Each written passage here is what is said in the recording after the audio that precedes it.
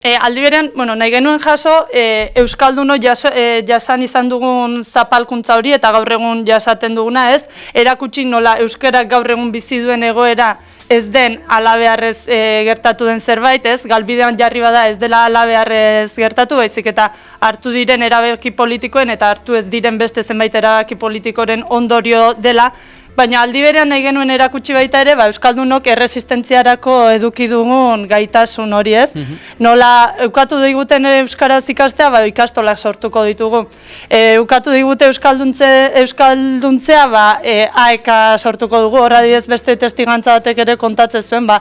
bera eskolan arrotz sentitu zela, eta hortik dator dokumentalaren izenburu ere ez, esaten du ni eskolan arrotz sentitu nintzen, baina AEK-an hasi nintzen alfabetatzen eta hor etxeko sentitzen nintzen.